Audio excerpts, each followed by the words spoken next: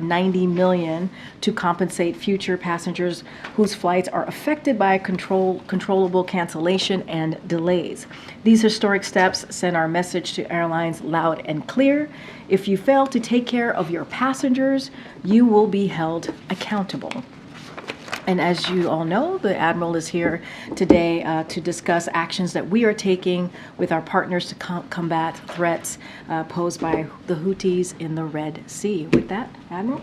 Good afternoon. As Karine said, I think you know earlier this month, National Security Advisor Jake Sullivan announced that the United States would rally the international community to address the increasing threat posed by Houthi attacks on shipping in the Red Sea. Yesterday, less than 2 weeks since Jake was right here at this podium, the Department of Defense announced Operation Prosperity Guardian and the formation of an international coalition of countries to counter these threats. Now, ships and aircraft from multiple nations are and will continue to join the United States in conducting maritime surveillance and taking defensive action as appropriate to protect commercial ships from the threat posed by the Houthis.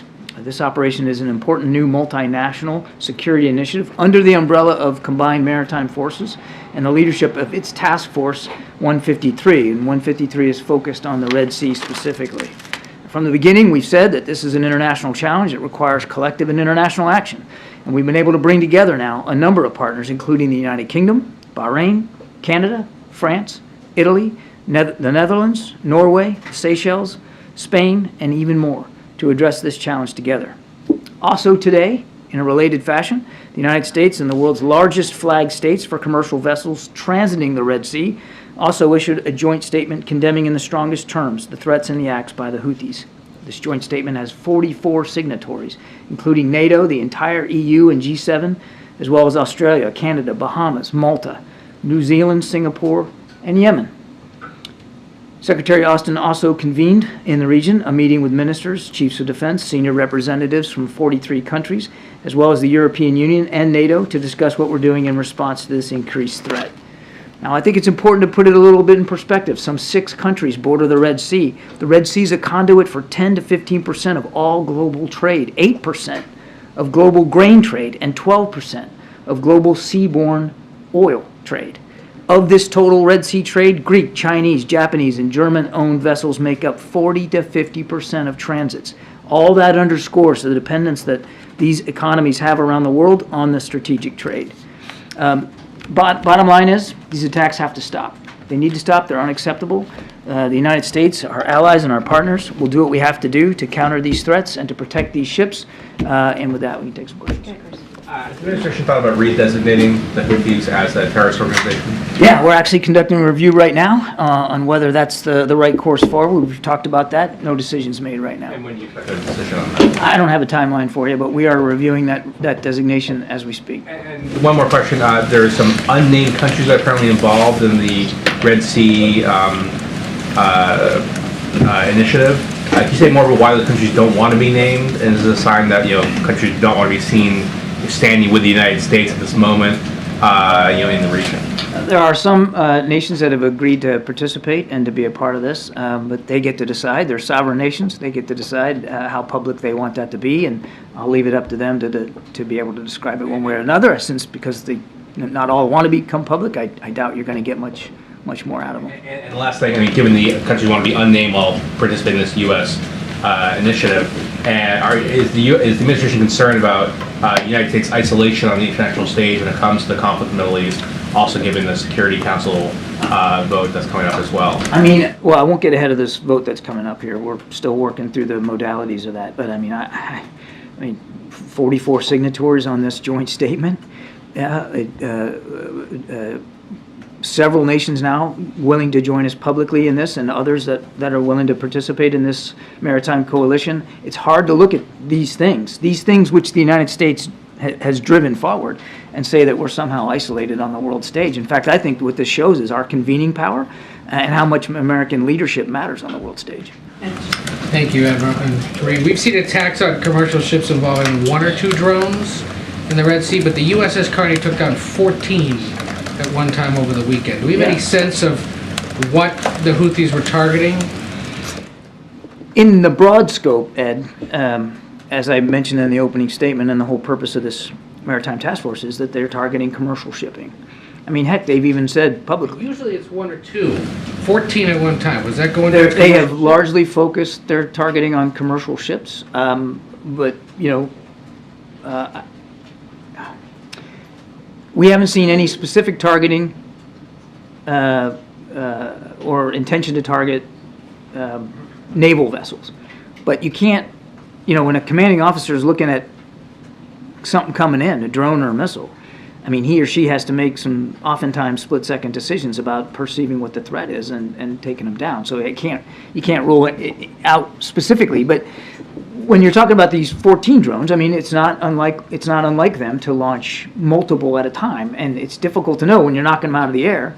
It's difficult to know exactly what their intended target was. In general, and this is why we set up this task force, it is clear that the Houthis are, at the very least, conducting a concerted effort to go after merchant shipping in the Red Sea. So it wasn't. So it was definitely shipping they were after, not maybe a place. Again, Ed, you can't be perfectly predictive. You can detect what the point of origin is. You can detect what it is that's being fired. You can get a sense of trajectory, altitude, speed, and make a determination about the perceived threat to your ship or other ships. I can't rule out that there weren't terrestrial targets that might have been at play here. But again, in general, what we're seeing consistently from the Houthis are attempts to target merchant shipping in the Red Sea, and it's backed up by their own statements about what they're trying to do. Real quick, on an unrelated matter, there are early reports that 2 Americans have been released in Venezuela.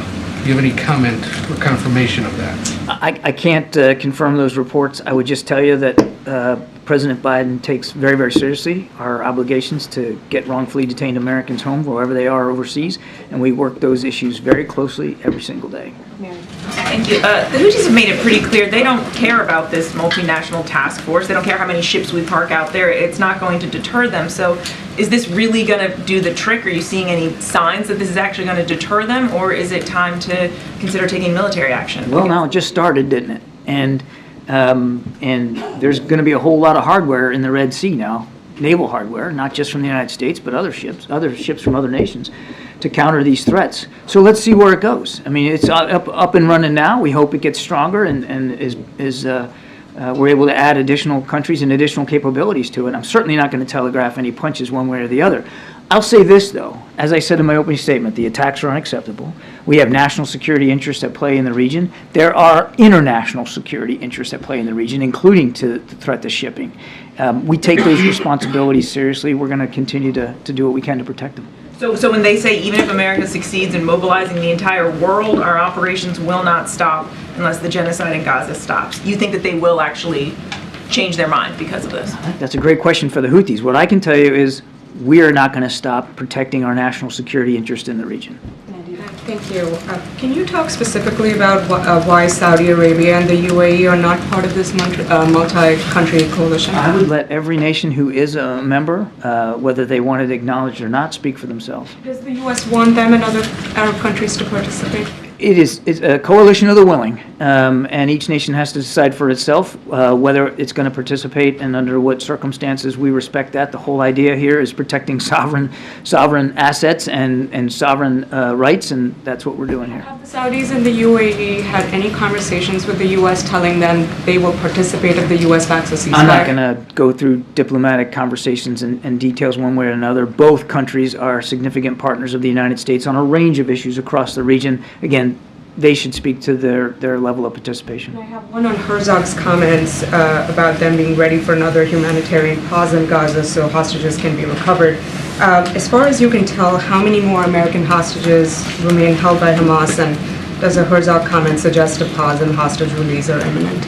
As far as we can tell, and I'll caveat this as I have many times, that our knowledge is not perfect, but we think there's still about 8 Americans that are still being held hostage, with some 140 total that we believe Hamas and other groups hold. I don't have an update for you on the progress of talks to try to get another humanitarian pause in place so that we can get hostages out. We continue to work this literally by the hour. Nadia. Thank you, Karine. Pope Francis suggested that Israel is using terrorism tactic after 2 Christian Palestinian women were shot dead by the sniper in a Gaza church. Also, there is disturbing images emerging again of hundreds of people being rounded up by the Israeli army, and including a testimony by them saying that they're not connected to Hamas. Do you raise these things with the Israelis, and can you consider them as serious incidents? Because obviously, to round up hundreds of men means that a senior commander has to take the decision. In the aggregate, we have and will continue to have conversations with our Israeli counterparts about abiding by the law of armed conflict, about humane treatment of detainees and fighters that are taken off the battlefield. They understand those responsibilities, but yes, we continue to raise that with them. And as I said yesterday, we have specifically asked questions about this shooting at the church. One more question. A major Israeli newspaper, Yedionot Haronot, headline is how John Kirby became one of Israeli leading spokespeople. Is that okay with you to be portrayed as a spokesperson for a foreign country, even if this country is an ally of yours? I'm a spokesperson for the National Security Council and for President Biden on national security issues. Admiral, is the U.S. seeking China's help in deterring these attacks? Again, every nation has to decide for itself, Gabe, to what degree it wants to counter the Houthi attacks. And I think where China could be helpful, quite frankly, is more with the influence that we know they have in Tehran, the conversations that they can have with the supreme leader. And we have in the past, and we continue to encourage the Chinese to use that influence, use those conversations to lean on the supreme leader and Iran to stop their support for the Houthis. Speaking of Tehran, has the U.S.'s assessment of Iran's direct involvement or any direct involvement in any of these attacks changed? All I can tell you is what I've said before. I mean, they are certainly providing the means, the tools, the capabilities, the weapons through which the Houthis are conducting these attacks. The Houthis may be pulling the trigger, but as I've said, Iran's giving them the guns. And one last question, Admiral. We're about to hit a milestone of 20,000 Palestinians killed, according to the Hamas-run health ministry. I know the president before said that he didn't always trust those numbers, but does the U.S. believe that we're about to hit that milestone, 20,000 Palestinians killed? Difficult to have a great fingertip feel on the exact figures. That said, we know that many, many thousands of innocent people in Israel and in Gaza have been killed and or wounded by the conflict. We don't want to see this. We don't want to see conflict go on one more day, and it could end today if Hamas would surrender those responsible, get rid of the hostages, or release the hostages. Sorry, and immediately lay down their arms. That's what needs to happen here. I know you said a minute ago that you didn't want to get ahead of the Security Council vote. Does that mean the U.S. is still determining how it will vote on this resolution? We're still working through the modalities of the resolution. That's how I'll leave it. Can you say broadly what the U.S. hopes to accomplish at the UN through this resolution? Again, I don't want to get ahead of a resolution that hasn't been voted on yet, Kevin. We're still working through the modalities of that. It's important for us that the rest of the world understand what's at stake here and what Hamas did on the 7th of October and how Israel has a right to defend itself against those threats. Okay. You talked a minute ago about the support that the U.S. has seen from its allies in terms of the Red Sea. At the same time, over the weekend, we heard the UK and Germany come out in support of what they called a sustainable ceasefire. That's similar language that we've heard from Canada, Australia, New Zealand. We've heard France call for an immediate and durable ceasefire. The president is someone who came into office talking about restoring alliances, the importance of being on the same page as our global partners.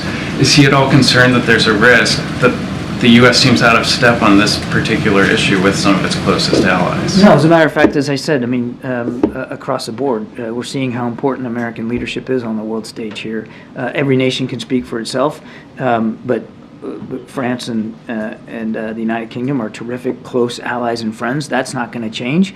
And as I've said before, again, I can't speak to the nuances in what they've said. What we've said is we don't support a permanent ceasefire at this time. It would simply validate what Hamas did on the 7th of October. It would leave them in power in Gaza, which is unacceptable to us and to our Israeli friends. And of course, it would give them a much longer timeline to prepare and plan additional attacks. We do support smaller, more localized, more targeted humanitarian pauses to get hostages out and to get more aid in. Okay, just a couple more. Go ahead, Jane. Jane? Thank you. Thank you, Colin. Can you hear you? I have two questions. North Korea Kim Jong-un's recently series of ballistic missile launches and meeting with Russia, China, and North Korea's foreign ministers. How do you view all of this? We have seen a growing desire by Russia and China, certainly, but to some degree, including North Korea, to increase and improve their communications with one another. These are three nation states which bristle at the rules-based order that the United States and our allies and partners have helped stabilize here and put in place since the end of the Cold War. We still believe that rules-based order matters. And that there are certain nations that would like to act in ways inimical to that order.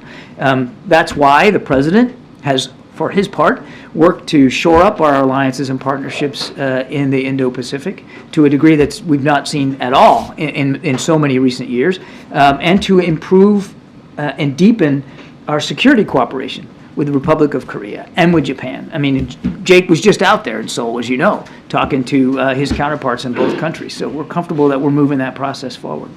Kim Jong-un criticized the United States, South Korea, Japan missile warning information sharing, and Kim Jong-un threatened to attack the United States with nuclear weapons if the Washington decided wrong directions.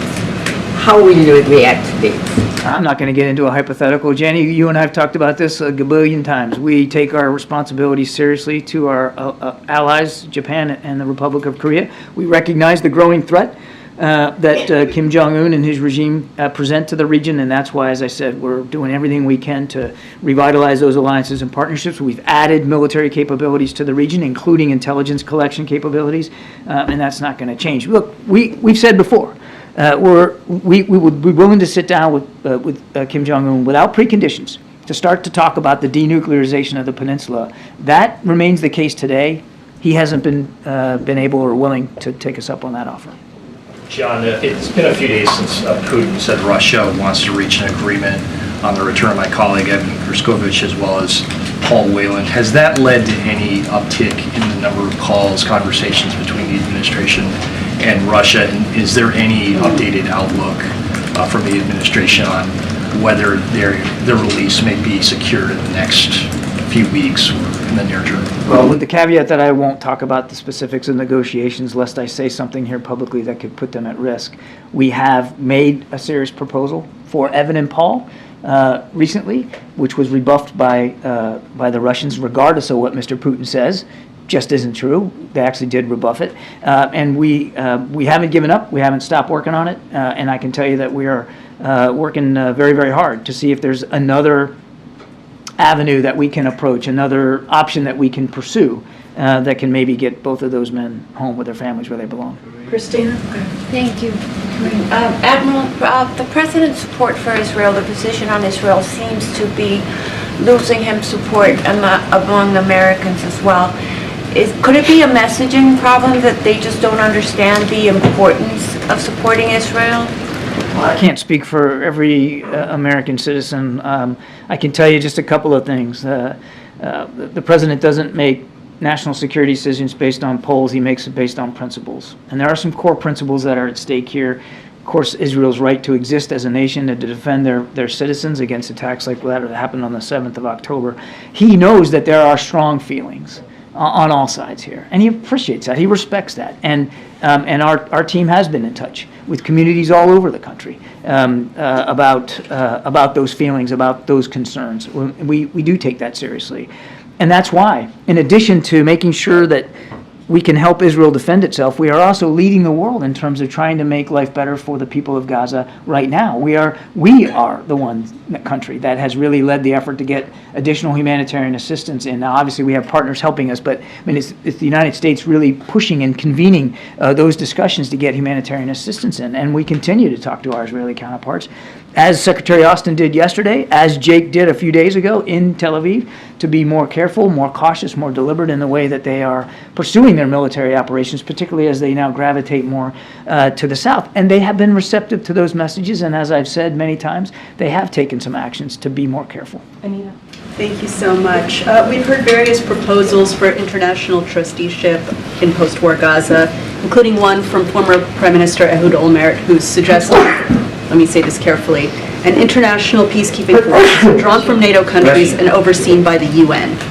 How do you feel about that? How does the White House feel about that? Or would you rather see trusteeship under, Arab nations? I don't think we're at the stage right now where we can endorse one particular option or another. What we believe, as I've said before, is that whatever post-conflict Gaza looks like, it can't look like it did on the 6th of October with Hamas in control. We do believe that the Palestinian Authority can and should have a role here. But we also believe that the Palestinian Authority has some work to do in terms of revamping and revitalizing its own structures, its own organization, its own leadership approaches, so that it can be credibly involved in governance post-conflict. Do you have a preference for whose auspices they should do that under? Again, we're still working our way through the modalities of what that can look like, but we do believe that the Palestinian Authority can and should have a significant role in terms of what governance looks like in Gaza post-conflict. And then on this naval mission, how does the White House see the scope of it, and how do you keep this from metastasizing into a larger, wider conflict? It's going to be scaled to the threat, and right now there's an increasing threat by the Houthis in terms of drones and missile attacks on commercial shipping. So again, we're grateful for the countries that have signed up to support this. We'll see, it's just now getting started, so it's too soon for me to say that what its trajectory is going to be, whether it's going to get much bigger or need to get much smaller, or where it's going to, or how its operations are going to be conducted. But this is something that international navies know how to do and know how to work together to counter. So we'll see where it goes. But it is an important body of water, an international waterway for global commerce, and we have to, all of us, not just the United States, all of us have to take that responsibility seriously to keep that free flow of navigation. John, good afternoon. Shipping companies, including Maersk, are rerouting. They're not going anywhere near the Red Sea, as you know. How much do you anticipate that could interrupt the global supply chain? It's hard to say right now. These companies obviously have to make their own decisions based on the safety and security of their vessels and their crews, and we respect that. But I think it's just too soon to know what kind of impact it's actually going to have on the global economy. That's why, quite frankly, because we're trying to get ahead of the problem set here, that's why we're standing up this coalition and trying to flesh it out and be able to counter these threats so that transit through the Red Sea can be safer and more secure than it is right now. If a drone is coming at a merchant vessel, can Operation Prosperity Guardian protect that vessel from being struck? Is that even possible? Is your question, can we shoot down a drone that's headed towards a... They're not going to be, the convoys are spread out far apart, right? They're not going to be escorting them very close. Okay, so two things. Number one, yes, and we have. We've already disrupted threats to commercial ships that we've been able to detect and engage them in flight. So the first answer is yes. Secondly, and I know I got to get going here, but this isn't about, you shouldn't think about this in terms of World War II aggregating of fleets. I mean, these vessels will be operating as one unit as part of a task force, but they will be placed in the Red Sea as appropriate to the presence of commercial vessels and as appropriate to the threat coming out of Yemen. And so the great thing about ships is they move around and they'll move around as appropriate. On the Ukraine funding, you said yesterday the White House hopes to send one more aid package to Ukraine before the end of the year, but at that point, the U.S. will have used up the remaining funds to replenish the stockpiles.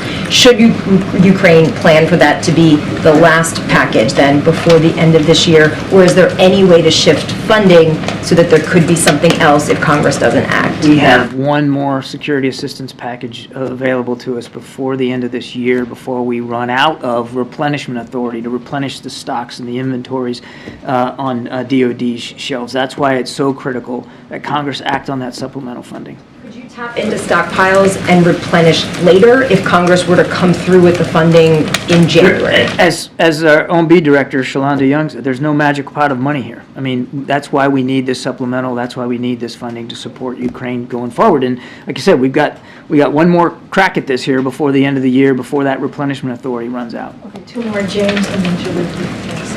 Karine, thank you very much. And I have two quick yes or no's and then one more substantive question.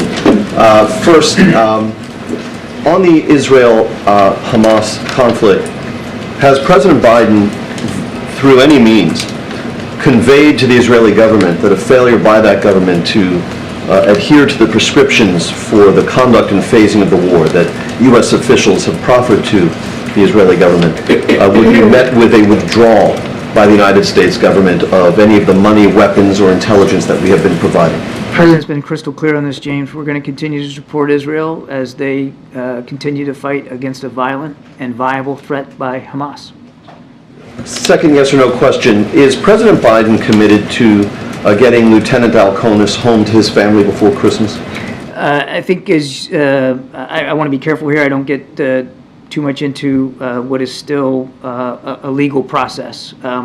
So I think to be safe, I'm going to refer you to the Justice Department on his particular case. On the Ukraine conflict, I want to revisit the concerns that you have expressed from the podium about a burgeoning and active defense partnership between the DPRK and Russia. You've declassified satellite imagery and intelligence reporting to show that North Korea has, since the Ukraine conflict began, been supplying direct lethal materiel to the Kremlin. I wonder if, given the degree to which the DPRK is a client state of China, and federal estimates suggest that the DPRK receives more than 90% of its imports from China, whether it's really appropriate to speak of the DPRK having any kind of bilateral relationship with Russia. Rather, would it be more appropriate for us to say that this provision of direct lethal materiel by the DPRK to Russia is something which enjoys the blessing of the Chinese and indeed couldn't occur without it? Two things I'd say. One is, as deeply concerned as we are by the DPRK's actions on a range of fronts, they are a sovereign nation. They make sovereign decisions of their own. Number two, we have not seen any indication that the People's Republic of China have acted to directly provide lethal military capabilities to Russia. I think that's how I'd answer that. Okay, very, very quickly, because the Admiral actually has to go. I'll combine both the questions together. One, last week 21 Pakistani soldiers were killed by the weapons that were left in Afghanistan. Were those weapons left there? Was that a mistake or was it left intentionally? And second, Pakistan Army Chief is here. He met several officials. Any expectations for Pakistan in future?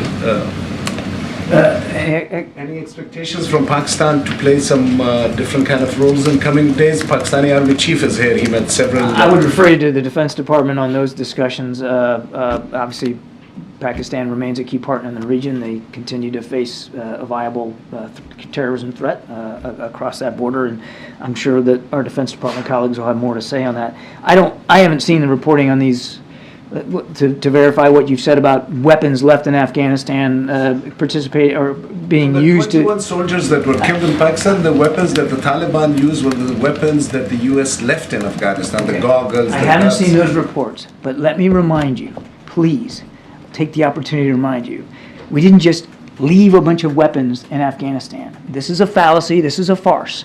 What we did over the course of our 20 years in Afghanistan, of course, with congressional approval and consultations, was armed and helped equip the Afghan National Security Forces. Now, and as we have said time and time again, that as the Taliban made advances, those Afghan National Security Forces, many of them decided not to fight, but yet to lay down their arms and leave. But the arms that you're talking about, and again, I can't verify these specific reports, belong to the Afghan National Security Forces. That's what was left behind, not that the United States just walked away and abandoned a bunch of weapons in a pile in Afghanistan. That's just simply not historically accurate. Thanks, everybody. All right. Thanks, Admiral. Chris? Question on the new immigration law in Texas. Does White House have any thoughts on that law? And there appears to be some litigation that's starting over the law as well. So, look, this is an extreme law that will not and does not make the communities in Texas safer. It just doesn't. And I think to add to that is that it is very much in line with what Republicans, many Republicans like to do or tend to do, which is demonize immigrants and also dehumanize immigrants. This is part of this. And so this is not who we are as a country. This is not who we should be as a country. Communities should not be individually targeted and put into harm's way. And this is what we're seeing. Again, this is something that Governor Abbott has done over and over again. There are plenty of examples that I've listed out from here before, whether it's leaving migrants in the side of the road in the middle of winter, installed razor wire near the border, making it more dangerous for Border Patrol to do their jobs, and placed bayous in the river, making it harder for Border Patrol to do their jobs as well. So this is certainly extreme as we see it, and it is incredibly unfortunate, but this is what we see from particular Republicans trying to dehumanize a group of people who are coming here, or some of them trying to migrate here, and they're putting them in harm's way. They're putting them in harm's way. And can you just update on negotiations of the supplemental? Obviously, immigration is an important part of that. Where are we at on that? So look, the president has been very clear that he wants to make sure that we come to a bipartisan agreement on this issue, and that border security obviously is important, and we need to figure this out in a bipartisan way. And so he's encouraged by the discussions that we've been seeing. There is progress that is happening, and the president also believes that we need to fix immigration. Right? This is why on his first day in office he put forth a comprehensive immigration legislation, and he took this very seriously. That's why he put forth a supplemental plan, right? That had part of it is adding certainly more law enforcement to the border, right? Making sure that we're taking additional actions. That's why he put forth that supplemental, that emergency supplemental. So he thinks it's really important. We think that we're headed in the right direction. We are encouraged by the discussions that are happening on the Hill, and so we want to make sure we get to a bipartisan agreement on this. Okay.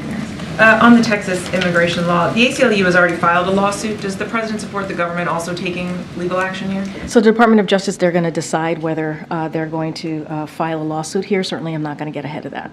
In 2012, the Supreme Court upheld the rule that the federal government, not individual states, have the authority to decide who gets into the country. But this is now obviously a more conservative court. I mean, are you concerned that the position may now be changed, that a conservative court could use this to revisit? I mean, look, I can't speak to the conservative court. You said it in your question to me, which is like the federal court, not individual state, is in charge of determining how and when to remove non-citizens for violating immigration laws. That is where that sits, and that's where that belongs.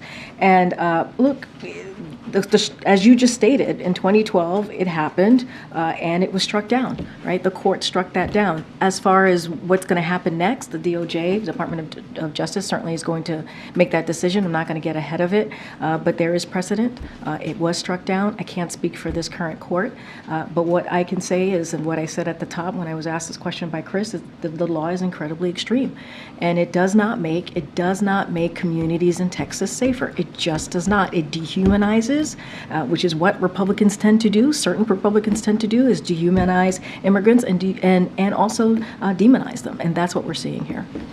Thank you, Corinne. Quick question on the U.S. Steel acquisition. Several lawmakers, including John Fetterman, have come out now against the U.S. Steel acquisition by Japan's Nippon Steel. Just wondering how the White House views this proposed deal, and do you have any concerns around market consolidation or national security? So given this could potentially be a regulatory review, I'm not going to speak to any specifics of this transaction, so I'm going to be very careful. But what I can do is speak about it more broadly. And one of the things that I can share that the President believes is that steelworkers' commitment to protecting American manufacturing that supports family, sustaining union jobs, that is something that the President supports. That is something that the President certainly shares with steelworkers. But I'm going to be super mindful and certainly not comment on the review. And I'll also say that the President is committed to competition because he knows competition means lower costs for consumers and higher wages for workers. That's incredibly important, but going to be really careful on not saying too much, again, because this might be under regulatory review. And a quick one on the Vice President's abortion tour. She's starting the tour in Wisconsin in January. Is this tour primarily going to focus on battleground states? And also wanted to know if the President at any point will be joining her? So your last question first. I don't have any plans or announcement to make this time on the President's plans, but certainly we'll have more to come. As to the Vice Presidents and where she's going to be going, there'll be certainly more to share. I'll share a couple of things more broadly. As you just stated, she's going to kick off a nationwide reproductive freedoms tour to continue fighting back against extreme attacks on reproductive care. She will hit the road in states across the country, bring together thousands of people, and discuss the harm caused by extreme abortion bans while sharing stories of those who have been impacted. The tour, as reported, is going to be kicked off in an event in Wisconsin on January 22nd, which is, as I'm sure you all are following, is the 51st anniversary of Roe v. Wade.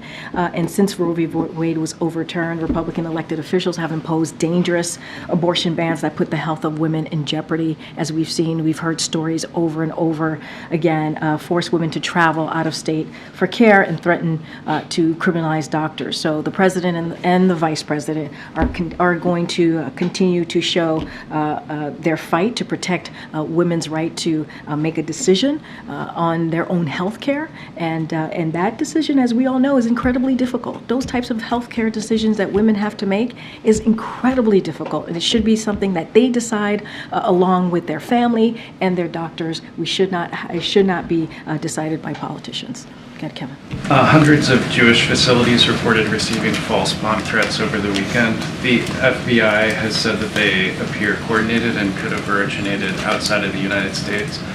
Has the President been briefed on these threats? Can we expect to hear from him at any point on them? And what is the White House's current understanding of where this could have come from? So, Kevin, thanks for the question. I think it's important, obviously, for Americans and the Jewish community to hear directly from us about this. We are closely tracking hundreds of emailed bomb threats to Jewish synagogues, schools, and other institutions over the weekend. Local and federal law enforcement are investigating each and every one of them. The President has been very clear, and I've said this many times right here at this podium, anti-Semitism, threats of intimidation or violence of any kind is unacceptable. It is dangerous, and there is no place of that type of threat or any threats of violence in America. The President and the entire administration are committed. We are committed to doing everything possible to ensure the safety of religious communities. Anything specific about these threats, as I mentioned, certainly looking at each one of them, I would have to refer you to the FBI or the local government. What was the President briefed specifically The on? President is aware of these threats, and obviously we will do everything that we can to ensure that communities, the Jewish community specifically, as these threats are being targeted at, feel safe. Religious communities more broadly obviously feel safe, and so this is certainly this type of this anti-Semitism and hate is unacceptable, and we will continue to be loud and clear about that. And can we expect to hear from the President? I just don't have anything to share specifically about the President making an announcement or speaking to this directly. The FBI obviously is on top of this, working with local government. We have been very clear and steadfast and about this, about the type of hate that we're seeing against the Jewish community, and we've spoken out against hate on any community. And we have said there's no place in America for any type of violence, and certainly people should feel safe to be able to be in a synagogue or any religious community should be safe. Okay, Michael. Given the President's strong Catholic faith, what was his reaction to yesterday's announcement by the Vatican that priests can now bless same-sex unions? So I'll say this, the president, along with many Catholics around the world, welcomed a declaration from the Vatican, done with the approval of Pope Francis, that allows for the blessing of same-sex couples, and certainly anything specific we would have to refer to the church, but obviously we welcome the step in the church ministry to the LGBTQ people. Okay, Emily. I have two questions, but they're tied together. With the holidays coming up, which members of the Biden family will be spending Christmas with the President and the First Lady? And then I noticed today when the President arrived on Marine One that Hunter Biden and his son Beau were also on the helicopter with them. The White House provides to the public a list of staffers who travel with the President. Why don't they provide a list of the family members that travel with the President on these government-funded? I have to double check to see if that is indeed correct, because I did ask about that. So let me just double check. Look, I'll say this more broadly. Obviously, you've seen the president with his family these past couple of days, and I think you know why. They were observing a very somber anniversary for them, and so I'm not going to add anything more to that. But this was obviously a somber moment in the family, and so they were certainly together to acknowledge and take part in that anniversary. So we just want to be really sensitive to that and make that very, very clear. And don't have anything to add about the family. Obviously, the president is very close to his family as it relates to the holidays. He spends, obviously, every holiday with his family, mostly every holiday with his family. I just don't have a list of names to share with you at this time. Okay, JJ. I have a question about Apple, but just to follow up on Nandita's question about U.S. Steel, you said something about regulatory review potential for that. So it sounds like there's some expectation of Potentially. A CFIUS review. I'm not going to get into, and I'm not, there's potential for regulatory review. This is a transaction, as you know, so I'm just going to be super, super mindful and I just want to be careful. But the president has been briefed on the sale of U.S. Steel. The president is aware. Okay. And then on Apple, on the ruling that some Apple Watches violate another company's patent, Apple's going to have to pull some of these models from the shelves, and there's some questions about whether the Biden administration will intervene. Can you say if there is some consideration about vetoing this ban by the International Trade Commission? So we're tracking this case in the December 25th deadline. As you know, USTR has the president's delegated authority to make these determinations, and Ambassador Tai is obviously carefully considering all of the factors in this case. So I don't want to get ahead of any decisions that may come out of USTR, but she certainly has the authority to decide. Go ahead, Ed. On immigration again, you said the president's encouraged by the ongoing talks. Has he had any direct engagement with the bipartisan negotiating team? So don't have any readout for you at this time, Ed, but what I can say is the president certainly has been in touch, regular touch, with congressional members. You know, he has relationships with some of them, having been the former vice president, obviously a former senator. Just don't have anything to read out on specific conversations. So he's been in touch with folks on the Hill. There's been criticism from the left and the right that the White House could have gotten involved on this specific issue of border security and immigration sooner, and not as actively as it has in the last 10 days. What's the response of the White House to that? Well, look, as far as timing and engagement, look, the president has taken this very seriously. You've heard me say this over and over and over again, ad nauseum probably, on the first day of this administration. Almost 3 years ago, the president put forth a comprehensive immigration proposal. That's how serious he took it. And 3 years, Congress did not act. They did not act on this. And so, and now here we are. The president put forth an emergency supplemental, obviously, proposal to deal not just with Ukraine and Israel, but obviously the border as well. And they've just let this process languish for 3 years. 3 years. And so, and the Republicans, they completely got in the way, opposed the record funding that we have asked for. If anything, they asked for cuts of 2,000 Border Patrol.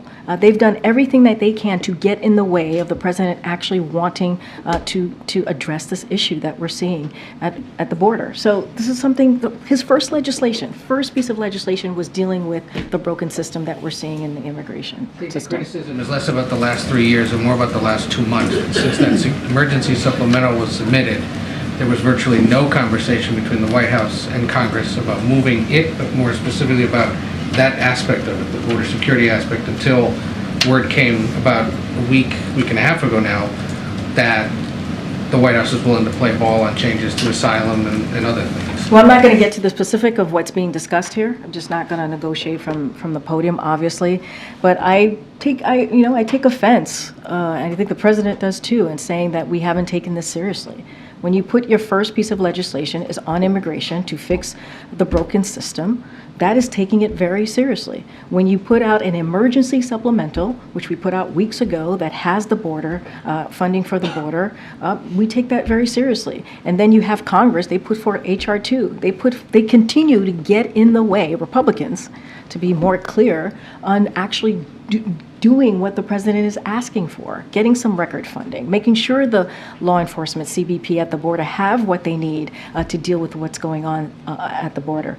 And so he's taken it seriously, almost 3 years that we put forth this comprehensive piece of legislation on immigration. Again, on a system that has been broken for decades. Karine, does the White House regret linking border funding and Ukraine aid? No, not at all. This is emergency funding. This is much needed funding. Let's not forget, this is a president, what he's asking for is dealing with America's national security as well, what he believes is important as a leader. So these things are, he put it forward because they're important, they're emergency needs, and so the president is always going to do what's best for the American people, but also our national security. And Karine, as this debate over money plays out in Washington, over the weekend in Chicago, a 5-year-old boy who was living in a migrant shelter died. His name was Jean Carlos Martinez. What would the White House say to his family? That's devastating. A child dying, anyone dying, is devastating. Devastating. As someone who's a mom, myself, that is, when you hear stories like that, it is heart-wrenching. And I know that the president feels the same way. This is why we have taken this very seriously from day one when it comes to dealing with a broken immigration system. This is why the first piece of legislation that the president put forth was on immigration and doing everything that we can in a comprehensive way to deal with it.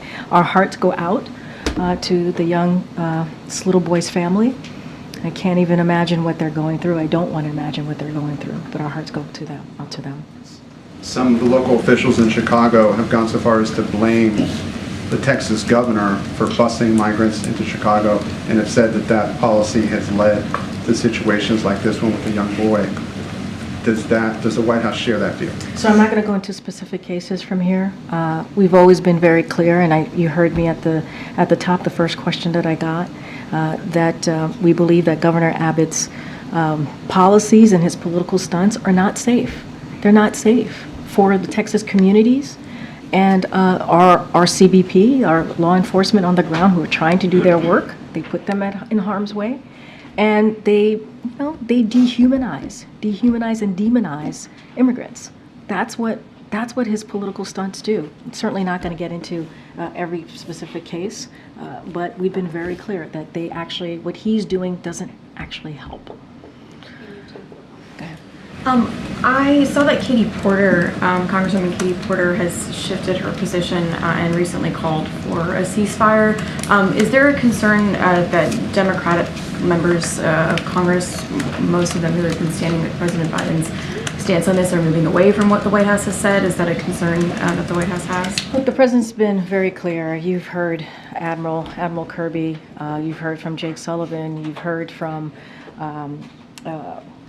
Secretary Austin, who's now in the region, and we've been very clear that we do not believe a ceasefire at this time, or ceasefire, is going to is the right way to go. We believe in humanitarian pauses, right, in order to make sure that we get humanitarian aid and get hostages out and home to their families. And that's what we've been pushing for. That's what we've been talking to regional partners about. And, you know, in our minds, Hamas is a terrorist organization. It's not even in our minds, that is a fact. And if we do a ceasefire, it does not take away the harm that Israel is going to be in. And so that's kind of where we've been, and we've been pretty clear about that. Okay, Jackie. Great. Will the White House announce Hunter Biden's presence on Marine One moving forward? That's something that we've never done. This is the family. The family gets to travel with the president, and that's been the case with every other president. And so it's not something that we have done or we would be doing moving forward. The reason I ask is just the legal trouble he's facing. Leaving him off the list would appear to sound like an effort to conceal him. And I guess the question that it begs is, why does the president think it's appropriate that taxpayer dollars should be used to fly him around when he's been indicted and justified a congressional subpoena? So I would refer you to Hunter's personal representatives as it relates to any questions about the legal affairs. But as you know, as it relates to the past couple of days, as I just stated to your colleague, is that, the president and their family were obviously, it was a somber anniversary that they were recognizing. So you could imagine what that is like for them. And I'll say lastly, and I've said this many times before, the president and the first lady love their son very, very much. But as it relates to anything in regards to his legal affairs, I would have to certainly refer you to his representatives. I just don't have anything else to add on that. And real quickly on Bidenomics, the White House is trying to sell this Bidenomics message heading into the election year. But we have a new Fox poll, and it shows that nearly half of voters, 46%, say the administration's policies have hurt them. And voters don't see the economy getting any better. They're twice as likely to see it getting worse next year. Why is that? So I'll say this, and we've talked about this many times, right? The last few years have been challenging for the American people. We know that. Coming out of the pandemic, when the president walked into this administration, the economy was in a tailspin. It was. And so the president did everything that he can to make sure that we get this economy back on track. And we understand that Americans, feel like things are still unaffordable. We get that. And that is something that the president has said himself very recently. And that's why he's going to continue. When it comes to, that's why the Inflation Reduction Act is so important. Matter of fact, no Republican voted on that act. If anything, they're trying to repeal some really important provisions that deals with lowering the prescription drugs, right? That deals with lowering health care, that deals with lowering energy costs. And so that is something that the president signed, and only Democrats voted for it, no Republicans did, and it's going to help the American people. And so there are historical actions that this president has taken that has shown, the data shows, that the economy is in a better place. But we understand that Americans don't feel it right now. That's why we're going to continue to talk about junk fees, making sure that that is something that we deal with, right? Making sure that we're beating Big Pharma and lowering drug costs for Americans. So there are ways that we're going to continue to make sure that the number one thing when it comes to Bidenomics that the president deals with, lowering cost, we're going to put that front and center. Matter of fact, the president's going to be in Milwaukee, Wisconsin tomorrow. You'll hear directly from him. He'll talk about Bidenomics. He'll talk about how small businesses is at the pillar of Bidenomics and how important it is. We have seen record application, more than 14 million applications for people wanting to start a small business. And that is because Bidenomics is indeed working. Thanks, everybody.